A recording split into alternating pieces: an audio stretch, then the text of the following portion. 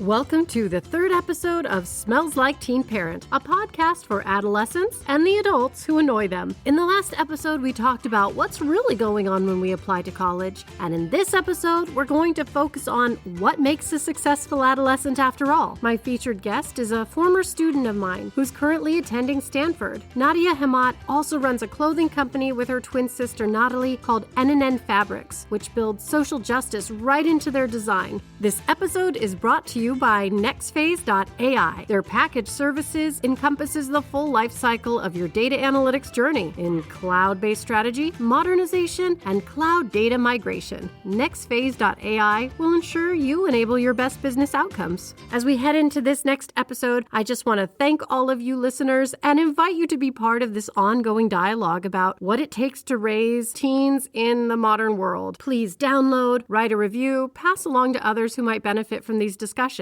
Every download matters. Smells Like Teen Parent now has over 200 downloads in the last episode, so I guess that means it's more than my mom and her friends. This is a labor of love, and your support moves me closer to bringing more regular production where I can cover more material that's relevant to you. And if you have ideas or you want me to cover something specific, or if you just have feedback, feel free to email me at smellsliketeenparent@gmail.com. Shakespeare's clown Malvolio from Twelfth Night quipped, "Some are born great, some achieve greatness, and some have greatness thrust upon them." Is success something like that? Is it something you're born with, or something that can be nurtured through a great school program, a caring mentor, or a stroke of luck? So what helps you become successful? Time management is number one. Having extracurriculars and activities to help keep me sane. I think motivation from my parents and from my teachers and support from them. Very well-rounded in kind of all areas. Probably getting homework done ahead of time so I don't have to rush at the last minute. I think asking teachers questions when you're unsure is really important. Today's daily inspiration is, do you feel that scream bubbling up inside you? Take a break. Go, sit in your car, lock the doors, and just let that rage flow out.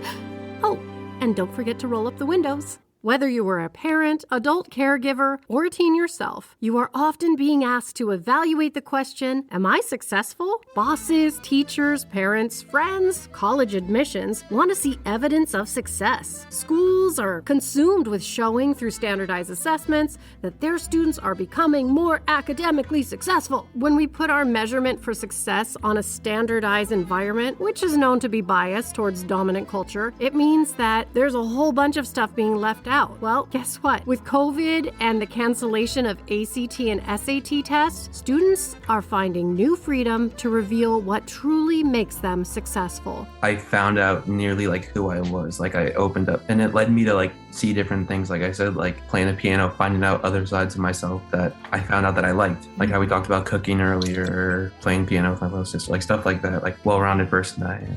I did a lot of research for this episode, scouring the shelves at one of my favorite places in the world, Powell's Books in Portland, Oregon. If you haven't been to the 4 floors of magic that is Powell's, put it on your bucket list. These shelves contain dozens of books that hint at what success is in both the adolescent and other worlds. In the adolescent section or young adult section, the titles included these popular words: loving learning, discipline, engaged, culturally aware, connected, global IQ, focused, imagination, open-minded, and play. When I wandered over to the adult self-help section, I did a search for books about success, and here's the most popular words I saw repeated in the adult titles: control, calm, good vibes, letting go, unfuck, happy, change, humble, think, rich, brain, consistency, smart, and integrity. So what stood out to me was that of these dozens and dozens of titles, there was hardly a repeated word that we use to talk about what makes a successful child and teenager versus the books about success for adults. In fact, one of the only repeated words I saw across these two age groups was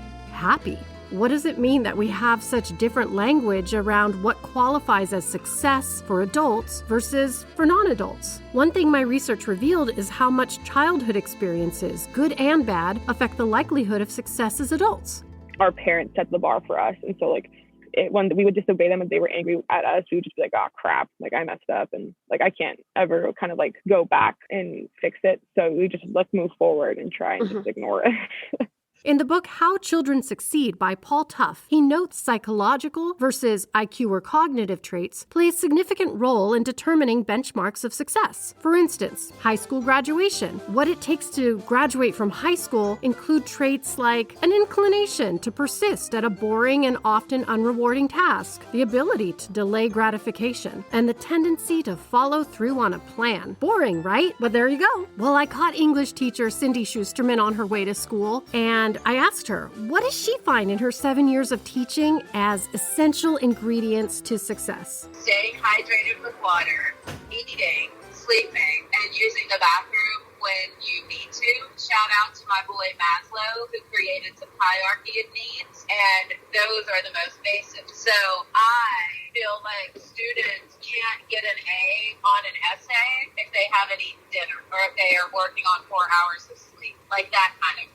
Studies have also shown that students who succeed in high school and college are not necessarily the most academically gifted, but possess other skills like resilience, social ability, optimism, which enables them to bounce back from things like bad grades or breakups. But like it took like those years of like trauma and hard years of like being younger, and like I couldn't even focus on myself to like find out like what I really liked and who I really am. I'm so much more than what I thought I was. That's why it's important that students learn curriculum that not only instructs them in subjects like math and science, but also includes social emotional lessons, helping students learn how to thrive socially and build character. Nadia, what helped you build character? There's a lot of humbling going on when you're playing sports, because you have to realize that like you're not the best at it. Like like there's always going to be someone better. And so I learned a lot like through my teammates, through my family, like through that whole experience. Like my mom she wouldn't see us till like 8:30 at night, and she'd be like, what have you guys been doing all day? I'll like go through it with her. Like, okay, I had like at one point I had like track and field practice, and we'd had like a track and field meets, and I'd go to basketball practice from like 7 to 8:30. Then I come home, eat dinner, do homework till like midnight. And this was like in middle school. Like it's not like this is high school or anything. But yeah, I definitely say that understanding the world and like your problems just become so much smaller when you see the rest of the world. Yeah. And like it gives you so much more energy to keep going, because I was able to see like these little kids would show us like their like shack, like their houses, but they're basically just a shack made of like cardboard and like storage containers and like little pieces of plywood, and they would be like so proud showing us like all their little houses. And it just like really just puts the problem into this like little box of, does this actually matter? And I don't know, definitely helped me in the academic realm as well. Like I didn't stress out as often about like assignments in class and grades and GPA and all those things that like our society, like SAT, like all these things that our society focuses on, thinking like that's what makes you smart. I feel like I couldn't have cared less about any of those things. Okay, here's another piece of research. In the work called Character Strengths and Virtues, they attempted to understand the qualities of character that were valued globally as well as historically. One of the things they found, motivation, is a predictor of a successful adolescent, but not the kind of motivation that comes from driving your kids to do well in school or negative reinforcement like taking away their phone. When a person is motivated, it means that there's something within them that's driving them. I really just wanted to like do something with the knowledge I was getting, and I couldn't get it out of anything but service. But when I would like use my language for better, or I started learning a lot about like the human body and physiology, applying those things to other people, like that's kind of where I get the most out of my knowledge.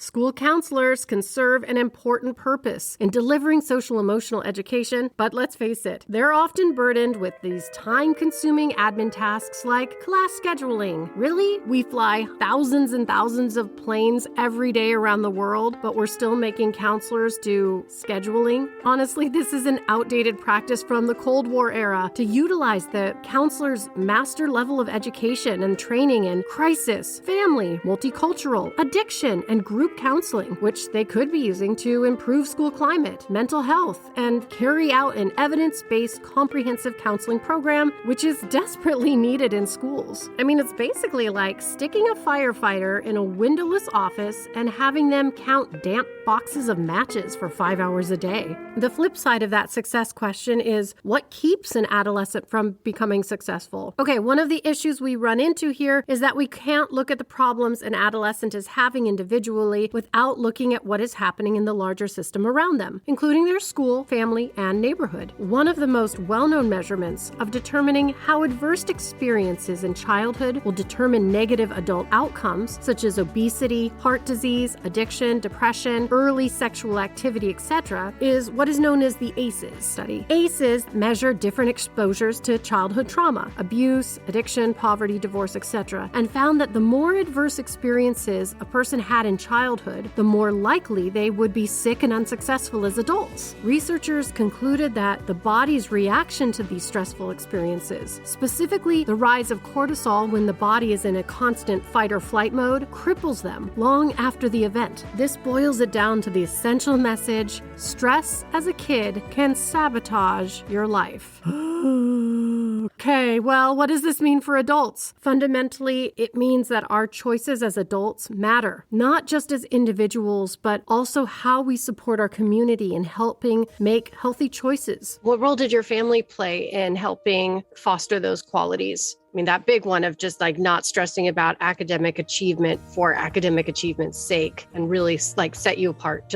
Yeah, I'd say, not to say like I never stressed out over like a test or something. Like I definitely had those times, but I think my parents did a really great job of teaching my twin sister and I that like you can be the best. You have to like make do with where you are. My dad just told me like you can, like I really don't care where you go.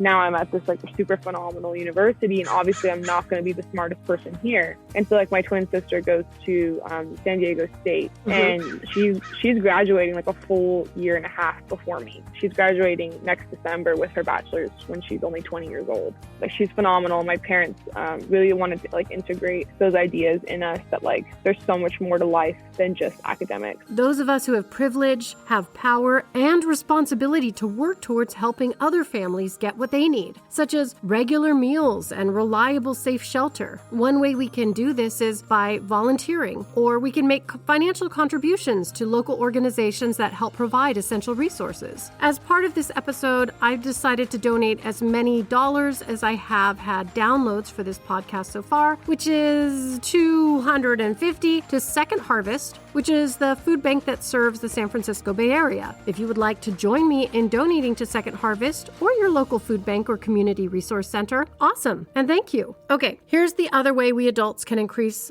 the chances that our kids grow up healthy. We need to learn to manage our own stress responses so that we are better equipped to ensure long-term success for our children. Let's check in with ourselves. How many glasses of alcohol are you drinking per week? For reals. Let's see. Let's sit there and then carry the one. Okay. Ooh. Okay. How are you handling anger at your kid? Are you yelling at them? Oh yeah, me too. But we don't like that, and neither do the kids. And yes, we're in this together, and there's definitely times where I'm in the red zone, as I like to say, when my ability to think loving thoughts and express my parenting wisdom goes out the window. We need to be able to step away until you get back in the green zone, knowing that we have a vital hand in shaping how our kids deal with stress, which affects their whole lives, makes our own self-care not just a luxury, but a necessity. Speaking of cultivating skills that lead to success, adolescents are learning how to navigate relationships and build boundaries that are essential to successful adulting. But it's not always easy as a parent to watch our kids make, smelly choices and friends. Well, I received an email asking for advice on this matter. This email is read by my own adolescent, 6. I'm going to give it to you as I see it. Maybe it's me. My awkward adolescent Louise is 11, made a friend last year, I'll call her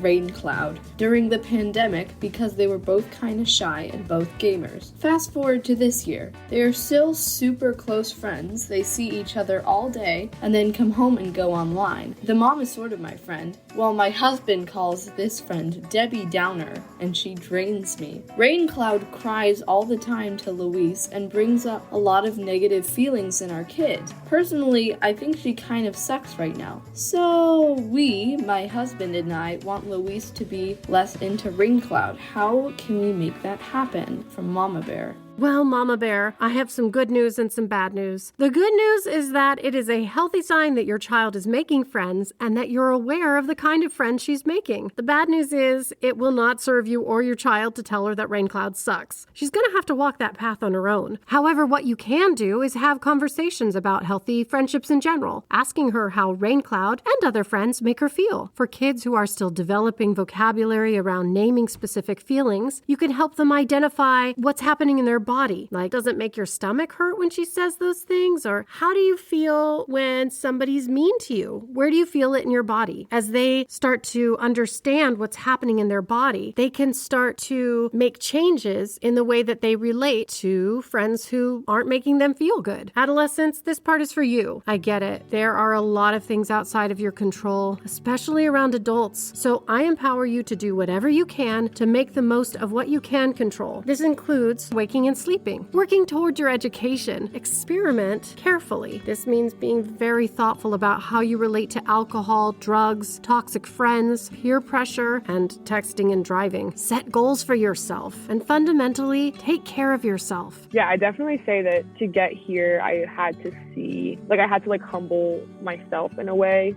to be able to be like, okay, like this is not something that happens to everyone. Like not everyone has a meal on their table every night and like a roof over their head. So that definitely set my perspective up for being both academically successful and then using my knowledge for like the greater good of the world.